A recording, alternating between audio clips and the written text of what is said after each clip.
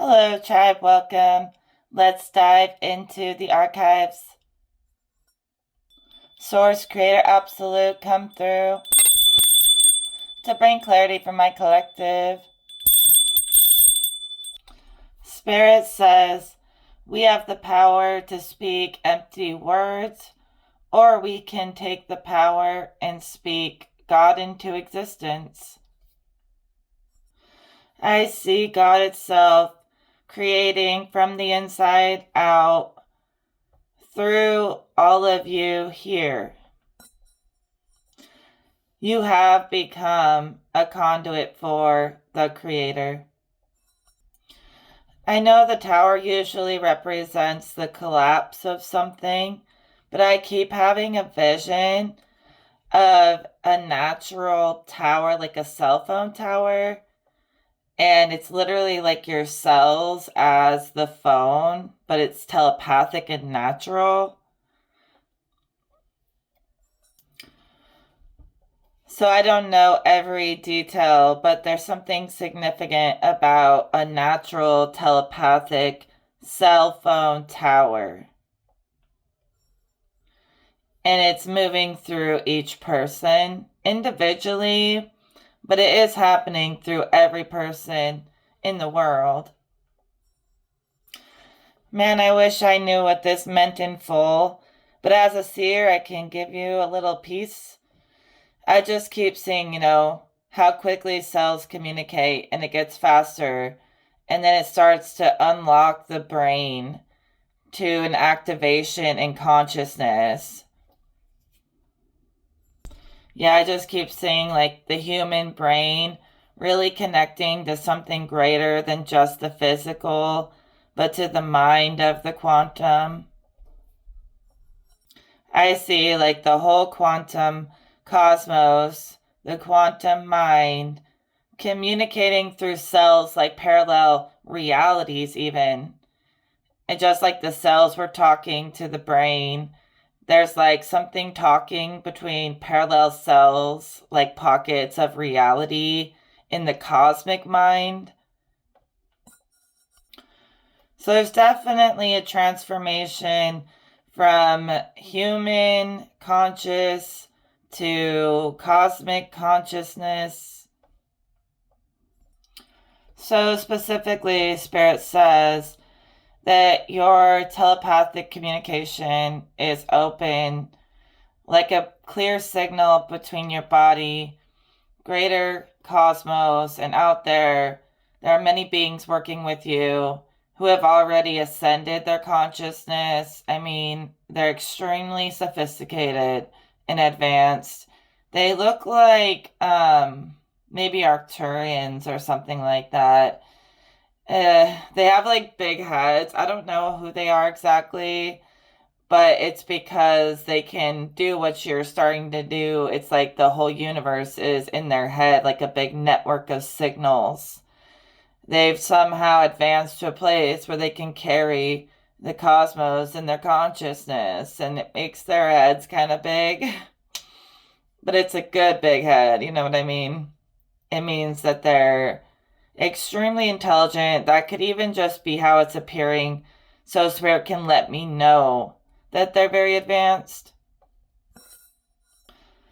So they're saying that the universe is massive. We are sharing the same space within the same universe, but the stretches of the cosmos is beyond comprehension. So now they have to say, instead of all of you realizing you're one planet as one people, now the aliens are like, we have to say we're all one universe and one creation, one creative universe as one. They keep saying that we're all on the same plane here, the same playing field. They're not in some mysterious place somewhere. We're all as one universe, one plane, one spaceship. Each planet is your spaceship, but the universe is all of our spaceship. They're saying although there are many dimensions to the mind, we are on the same physical plane as them, but we're all on different dimensions when it comes to our consciousness. But physically, we could interact. And they're talking about this non-physical thing called consciousness or the mind being able to level up through different dimensions. And although we're in the same physical plane, our consciousness is in many different realities collectively. So your mind is in a totally different dimension than other minds most of the time, even though your body is in the same dimension. And they even speak, everything is sort of on top of each other. So you're experiencing the same plane, even though your realities are totally different. And these things are all layered together in the same space. But really, your consciousness is in a space of its own, existing in the same space as all these other beings. So basically, they're saying you don't travel to a different space to travel interdimensionally. You travel in your mind to reach different dimensions. And we're all doing that throughout the universe. So they're also saying things like parallel realities, which has been on my mind a lot lately, is a space between dimensions. So, like, they usually describe it in quantum physics as like pockets stacked together, like a honeycomb. But as I see it as a psychic and these alien beings are saying, it's more like all in one spot. And it's just space between space, dimensions between dimensions. And the only reason we can't see all this is in one place all around us is because we're only a vibrational match with certain levels of consciousness. So things could be all around us in a slightly different dimension, all in one place, but we can't see it because we're on a different frequency vibration than that. We can't see some things that are on a different frequency than what the physical body can see. So the physical body has to awaken that antenna to dimensions between dimensions to be able to see parallel realities and different things like that that exist all around us. Alien beings are even saying at a certain level of advanced consciousness, advanced mind, you will be beyond time and space.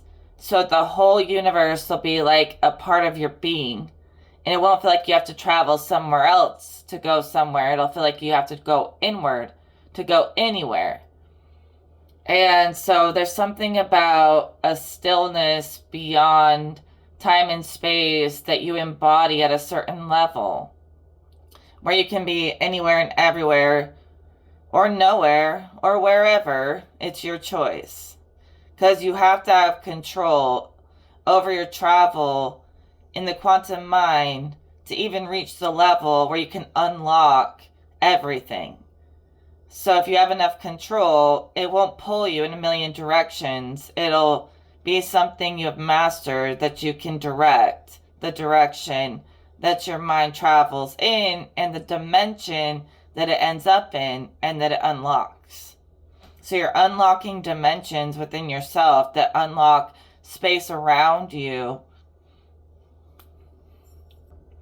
These aliens, they're like very tall. They wear these really nice fluffy like robes, and they are blue, and they have like really large heads, and their heads look like you can see through their skin, like it's translucent blue. And their heads are shooting these electric signals. You can see it, like you can see their brains. And it almost doesn't even seem like a physical place. It almost seems malleable, almost like wavy. And they're saying We meant it when we said we're all working with the same baseline physical reality, and what we do with it directly reflects our consciousness. And they're saying they just advanced so high that the physical followed suit, and the physical kind of liquefied because they advanced so high. But they're still saying like everything physical is in the same level, the same dimension, and how you build and transform it and mutate the physical can change the environment, and that's what they did. So they say a lot of people think that they're not physical beings, but they were once just like us. They just evolved, and it's like everything liquefies. I don't know what they mean by that, but they keep calling it reality liquefying, even if we're working with the same kind of thing. They said we did it. We worked with the same kind of limitations in our own ancient times, and we defied the limits and changed reality into something spiritual and divine, and so can you. They're showing me visions. This is really cool. I love talking to aliens. They're like saying, there's this vision they're showing me of their planet. Their planet's kind of liquidy blue, kind of like them. But I see it, it's not liquid, and they're showing me the past, like a couple hundred years ago on their planet. There was like a huge war. Everyone was suffering on their planet. The planet wasn't liquid at all. It was very solid. It's still blue. Like everything looks very blue, even the land. And there's this big war going on. And then the planet somehow comes together and they start meditating on peace and stillness. There's like masters who come in, ascended masters. In my vision, they descend from the stars onto their planet like 200 years ago or something, teach them about stillness and meditation, and the whole planet does it together. And over a couple hundred years of meditating on peace, everything just turned into peace and bliss to reflect their meditations. And it's not just like a group of people doing it. It was like they were all taught to do it together. And it's kept their planet from ever getting targeted. It's kept everyone connected. And they had so much time to meditate, right? That's how they got the whole cosmos in their brains, right? You know, like I told you. They spent hundreds of years connecting to something greater than war and destruction. They connected to peace and stillness for years until they absorbed the energy of existence into their own being, and their planet changed forms back into a spiritual place in between spirit and matter. It's very much like a mutable mind. So they were taught some ancient practices that they practiced for hundreds of years, and now you should see how cool they look. You can literally see their brains through their skin. I know it sounds weird, but it's cool. It's like a universe in there. It's like colorful and electric. Okay, so they said if we could do that, your planet could do that. Well, the last thing they say is, you know, the body is a way to take action on your thoughts. It's a necessary thing. And they keep reminding me that they basically ascended the physical on their planet, but they still have something of a physical body so they can take action on their thoughts and feelings like everyone must. But they still say anything physical is within the same rules and dimensions of each other. So for them to be existing on another planet, they're on the same physical plane as us, but they ascended their planet so that they still have a physical body, but it's very malleable and more mental and more spiritual than physical. But you don't want to discard the physical, or you'll get stuck in your mind in the quantum and not be able to take action. So basically they said if we were ever to visit Earth, we would travel from point A to point B. But if we travel interdimensionally, like we want to visit a parallel reality, we have to quantum jump out of this dimension. So they're saying for you to go anywhere you want all at once, realize your body is the portal for all things to work through. So everything's connected in the thought matrix, and it's acting through the body to have a way to play out the quantum. The quantum is like creating a big matrix, an elaborate design that we acted out through our physical body. And they are saying that if you ascend the physical, it would be liquefied like what they did. If you really wanted that, your planet could do it. They'd have to do it together. But they're saying we create like a heavenly space for next future generations by doing this. So when they incarnate, it won't feel so heavy. It'll feel like they can use their minds a lot more than just using the body as a tool all the time. But the mind is more capable of aiding in the physical world if you ascend matter. So matter's still there, it's just a different form. And if you ascend matter, you can use your mind and your spirit to take action in the physical, not always just being reliant on the body. So the body becomes an extension of your consciousness and they move together as one. So it's more like turning matter back into mental energy, and the mind has more dominion than the body when everyone uses spirit to ascend the planet together. And I know that seems like really big thinking, but these spirit beings, these aliens, are saying that they did that. And I believe it, because what I'm seeing could never be just in my imagination. What I see, the scene that I see, is very real. It's like I'm remote viewing into a control room with a council of aliens sitting at a table telepathically connecting to the cosmos so they could talk to me right now, as if they had it all planned out. So, for example, if things are truly all in one space all at once, and you're the conduit, then heaven and hell and anything else is right here inside of you, potentially, depending on your dimension of consciousness. So if your consciousness matches hell, the body will follow. If your consciousness matches heaven, the body will follow. But when it doesn't match these things, it doesn't mean that these things don't exist. They just exist on a different dimension that you can no longer access. So, say you want to have heaven be a place in your consciousness. It's literally just a dimension you have to unlock, and then you can live on that dimension.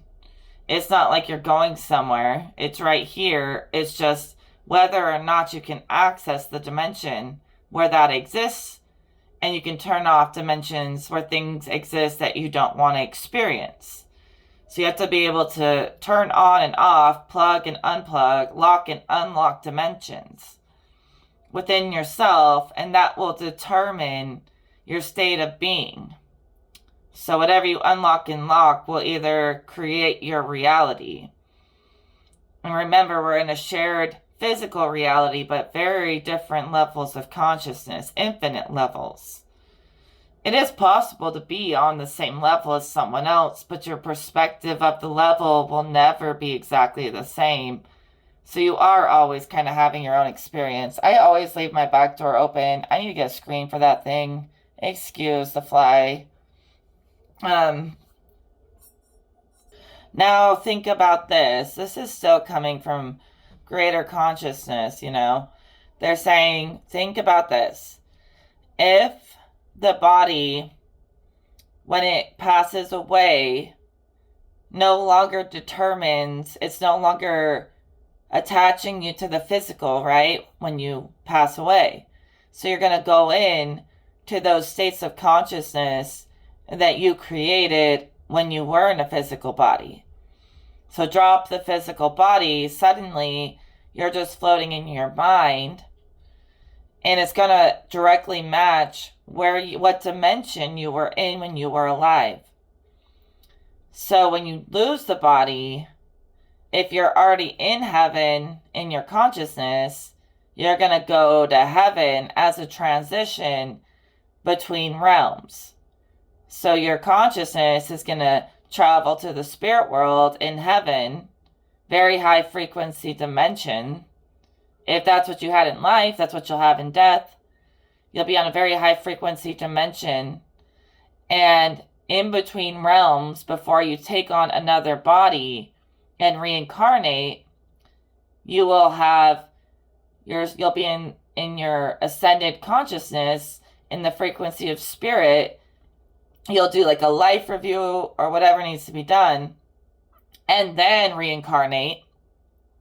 So these dimensions exist beyond the physical, and you can visit them beyond the physical in between incarnations.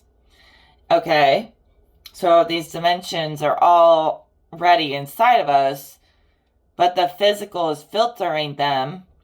And if you live your life in hell, your consciousness is going to go to hell in between lifetimes.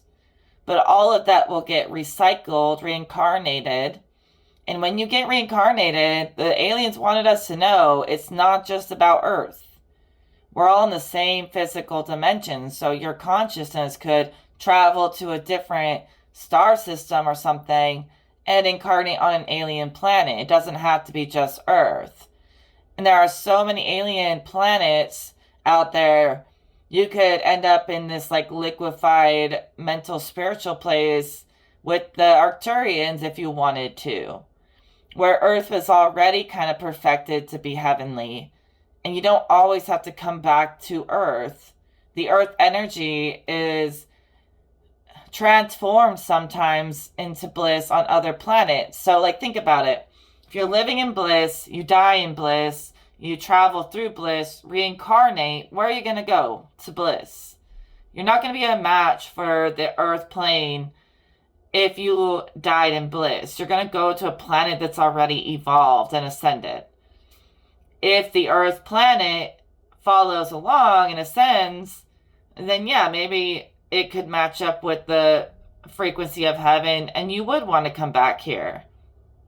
But people who are fixated on, the Earth too much, and that's their dimension that they rest in, when they pass on, they're definitely going to reincarnate on Earth because that's all they know. So if that's all you know, you're going to be a vibrational match to come back here. But if you know greater spaces than Earth, even if they're shared with Earth out in the universe, you're going to go to an ascended planet. It's like as long as you still have something to learn from Earth, you can keep coming here until you learn all you want to learn from this planet. But once you feel like you've learned all you can learn from Earth, you're going to want to incarnate somewhere better. And you will and you can. You have a lot of choice over where you incarnate, even if it does have to match your frequency. Actually, the physical body gives you a lot of choice to have more stability mentally and spiritually. And so when you're stable, you want to do that in life so that when you transition through the afterlife, your next incarnation matches your current consciousness, right? You're building it now. Even your next lifetime, you're building it now. And sometimes that is freaking me out. Why does that keep falling? Something's unstable. Basically, we keep incarnating, reincarnating until all lessons are learned. And you no longer need the body to learn lessons. That's when you've reached mastery. You can actually stop incarnating whatever forever and stay in a place beyond the physical, where you don't need a body, once you've learned all you can learn from incarnating. That can't happen. There's a place of resolve. You don't have to constantly reincarnate forever and ever and ever. But I swear to you, though, it does take like thousands of incarnations to reach the point where you no longer need to incarnate. Until the universe no longer needs your presence to be a part of the great picture and the grand calculation, as long as you're no longer needed to evolve existence, then you can stop incarnating. But that's once you've like learned every lesson over thousands of lifetimes type of thing. So as long as the universe still needs you to learn something to send back to the source, you're going to keep getting pulled in by the wheel of incarnation back into reality, back into the physical, until it's no longer necessary for you to be here. And that's a really high level, but we do speak of ascension on my channel, and it's not really a joke. It's mastery like you've never known. Or maybe you do know. So I want to say it like this, how Spirit says it, right? Say you do go to heaven, you drop the body, and you stay in the heavenly frequency forever. You didn't really go anywhere, but you're just on a dimension stacked on top of all the other dimensions where people no longer can access that dimension. The physical no longer can access that dimension. So say heaven is all around us, inside us. We just can't see it because it's on a frequency we can't perceive yet. So say you go to heaven when you lose your body and you're done with all the incarnating and the da-da-da-da-da. You go to the heaven dimension. You're right here, right around all of everybody. All the spirit world is all around us. All the spirits in the spirit world.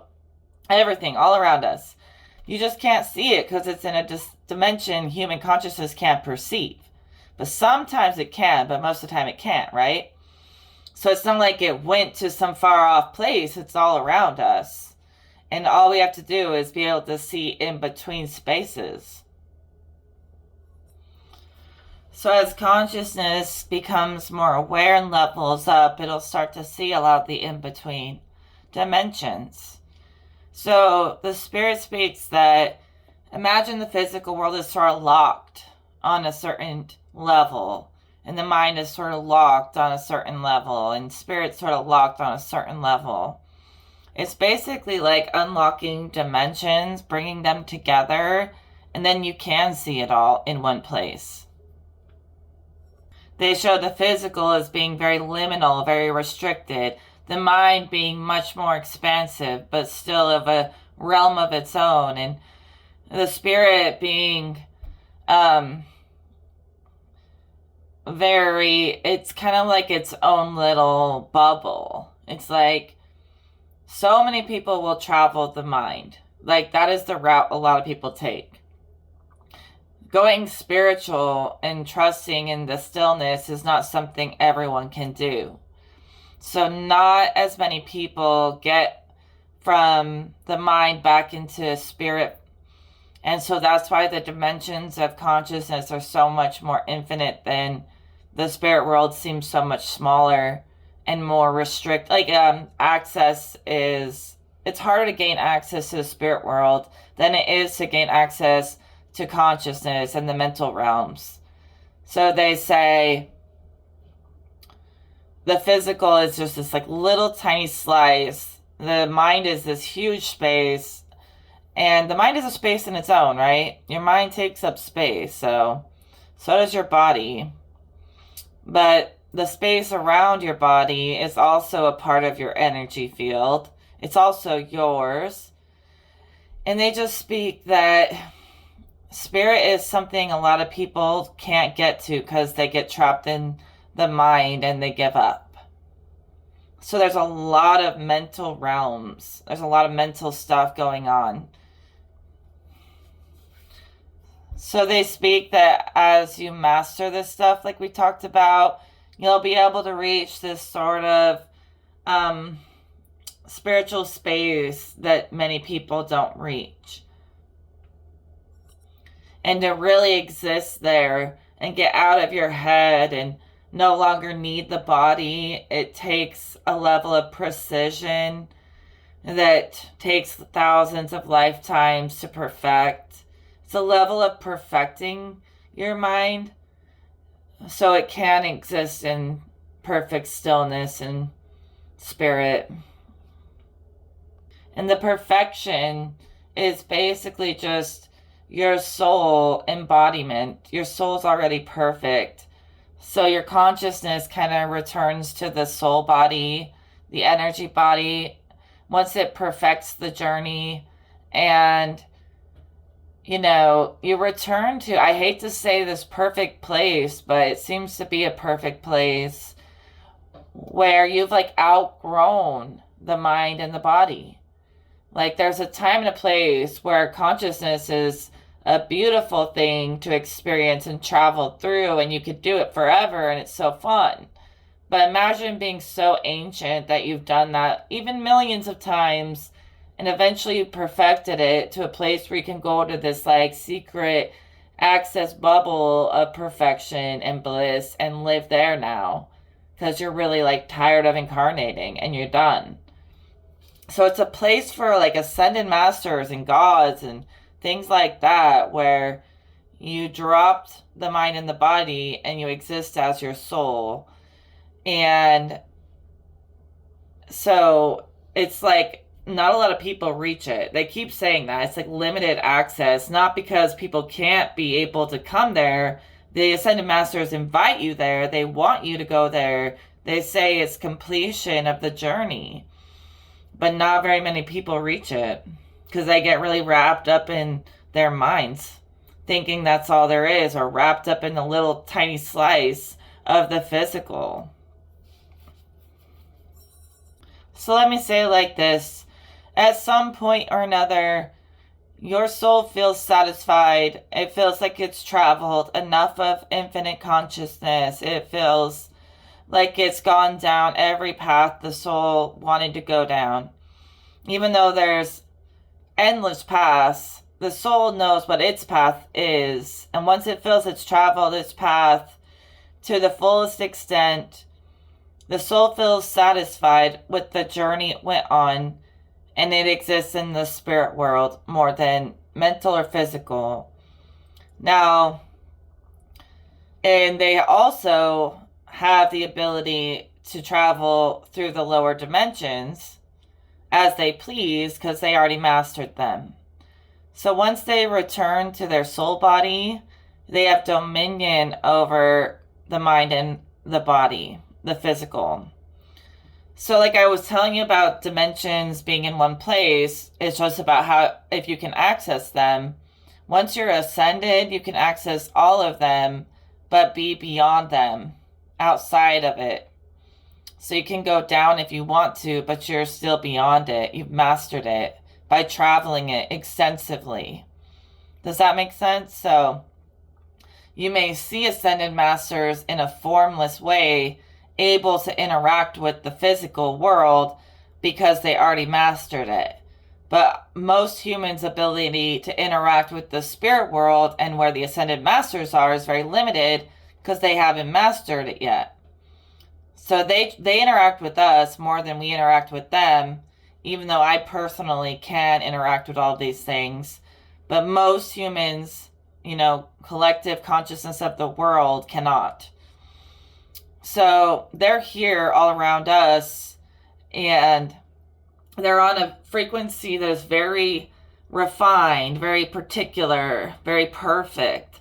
So for anyone to exist in a place like that, their consciousness has to basically be so ascended that when they drop the body, it will jump into the highest frequencies possible. That's mastery. I have to keep saying that.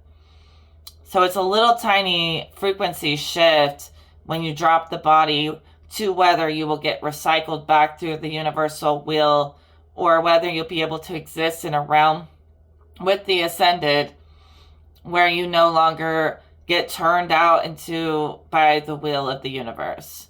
The will of the universe is going to keep turning people, recycling people until every lesson is learned. But once you ascend out of that, become the master, they're all around us, even in the greater universe. Once you become that, the will has already absorbed every lesson you learned, so it no longer needs you. It has all the data. So even if everyone hasn't learned every lesson like you yet, when you're ascended, the universe has collected all the data from your journey and is sending it to everyone who is still incarnating. So you provide all this data for the universe to turn the will, to make things possible, to transform consciousness. And once it has all the data, it no longer needs your presence and you can leave. You're leaving without really leaving. You're just right here with everyone else. They can't see you, but you can see them. But if they have an ascended consciousness, like very rarely, they will see you. I'm literally talking to an ascended master right now. I'm saying they'll see you once they ascend. I know you can see them. That makes sense because the reading said earlier that ascended masters taught the Arcturians the ways of meditating and all that. So ascended masters are all around us on Earth, traveling here to teach Earth how to do these kinds of things. And it seems like they come through in a physical way because they can travel through the physical, but they come through in like a formless way. It's like they're kind of like clear or glowing. And they can still come to our dimension in a sense, even though they left the incarnation cycle long ago or whatever. And they've appeared to other alien races to teach them peace. Ascended masters in the spirit world teaching the alien races about peace in my mind and see it. I see it. I also see incarnation as a process of purification. And once the soul is truly pure as it's meant to be, it's like how you get into the heaven frequency and stay there. Spirit calls it perfectly pure. It's been a while. Let's pull more cards. Why not? So we're going to continue with the channeled message. These actually match what I was seeing in my vision. So that's perfect. I was seeing that God was becoming consciously aware within like potential nothingness. And it became conscious before it ever sparked light and shadow. This is just a vision, okay? And so consciousness really came before the material plane. So it's expressing itself into many frequency vibrations, into matter, but it started out as a conscious awareness of your existence that took on many levels and layers of expression. So it's really consciousness that's riding on many frequencies and vibrations. At least that's how I see it. Because I see before let's say God was like, let there be light. Before there was light and creation, he had consciousness first. So I do think consciousness comes before light and creation. It's inspired before creation. Creation has to come from some kind of inspiration that comes from having a unique consciousness. So even God did that in the same way we do. So we think up, we're conscious, and then we take action to create it. So consciousness rides on action, on expression, through light and shadow into matter. And through mastery, it goes back the same way. The matter rides consciousness back to its soul inspiration. This has something to do with like an original intent or an original inspiration for existence, coming back to a creative force. We're going to call it God, even though I'm not religious. I have my own belief. But you'd have to be a fool not to believe in God and see the grand design, the intent, the inspiration behind the design of all things. God sparked that, and we played off of that original spark to do exactly what God did in our own way. So God's consciousness is really the greater fabric that we're all connected to in essence, really. And the original councils of light were some of the very first inspired creations from God. So we're expressing ourselves through light and frequency and different densities, but these are densities of consciousness that were inspired by God. And like when God says, let there be light, it basically means let consciousness take on a form. And the first consciousness to take on a form were the original council of light. God's most inspired, originally inspired creations before anything else, before even matter. Some of your guys' souls are these original inspirations from God.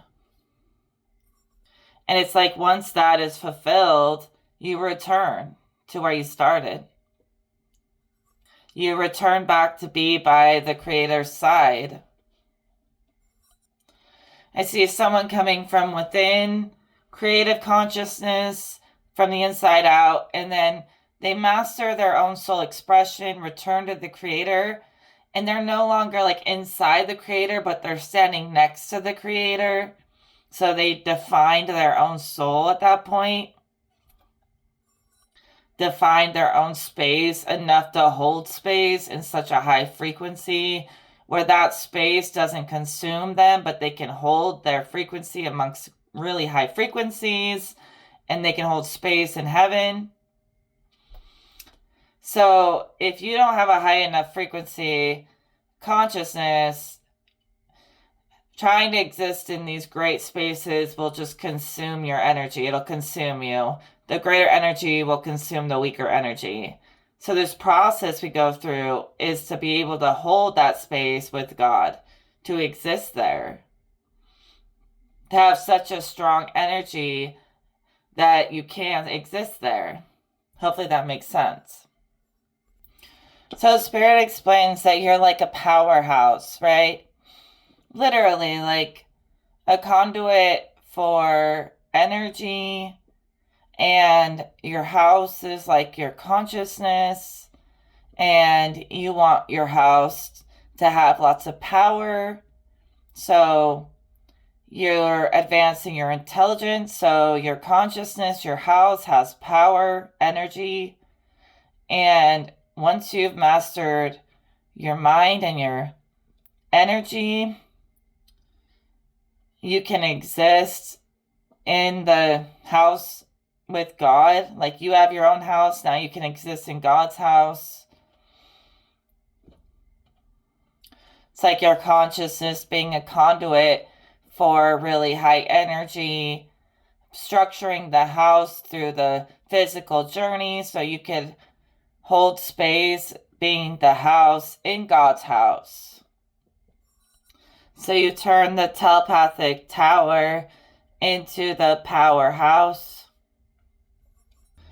So Spirit describes it as like the soul that sparks the wave, the wavelength, and the soul sparking is like pure consciousness. And so it's like consciousness is dirty right now when it's in the human world, and it gets cleansed back to soul awareness, original consciousness. So Spirit isn't even giving humans credit for consciousness because human consciousness is so dense. But they talk about soul consciousness being pure awareness. And it's like the consciousness that sparks the wave that it rides on to take on many forms, okay? That's what I see in my vision. They're even using like original consciousness as part of the soul spark in some ways, that it's pure before it gets distorted by the physical and it returns to purity, right? Like we talked about, or they're talking about consciousness riding on waves like vibrations and taking on the many densities. It's literally like soul consciousness sparks and rides on water to take on many different densities, or the wavelength is the water. And that's why when we saw that planet that was liquefied earlier, it was made of mostly like what looked like kind of like water, because they have ascended the physical back to like a higher wavelength where it's mutable and it's more mental. You know, thoughts are very mutable, transformative, not so solidified like the body. So when you ascend physical back into mental and eventually into spirit, but if you ascend the physical into pure levels of consciousness, it becomes more like water, because that's how the mind likes to ride waves. Waves somewhere in between water and air and stuff, where water changes different forms. And I see them like waves, like vibrations. And I've always seen vibrations as emotions and frequencies as thoughts. So it's basically like an inspired thought, an original thought. It takes on emotion, energy in motion when it travels the wavelengths of the infinite consciousness. You guys can decode that. I'm just here to say what Spirit says. So an individual space, sparking thoughts and feelings to jump into, frequencies and vibrations to jump into. That's what I see today. You know, those thoughts and feelings are just a way for your space to express itself into form, to change forms. Remember, I speak of things in places beyond human understanding. So it might not make sense to anyone unless they've seen it themselves. Things that this world hasn't even discovered yet. But I've spent a lot of time figuring it out myself. You know, when I set intentions to connect to the absolute, we end up in realms, you know, of absolute. This is absolute, and it tends to pull anything below the absolute up to an absolute level for me to look at. So sometimes I'm dissecting existence itself in so many ways when we tap into absolute energy, and it's pretty intense, but you know. Well, I'm going to close this session for now. Let's ask my oracle cards what we should take away from this reading today. Take this as an adventure to strengthen your ability, your mastery over the physical and mental planes. And this whole session has been a part of that. And in general, your whole adventure through incarnation is to strengthen your soul consciousness, your soul energy expressing through consciousness into matter. Hopefully you feel like you've gotten some answers today. I feel like I have. So I will talk to y'all in another video. And remember, I'm open to feedback. So comment if you have an opinion. I would love to hear it. What have you found out there? Talk to you in the next one. Take care.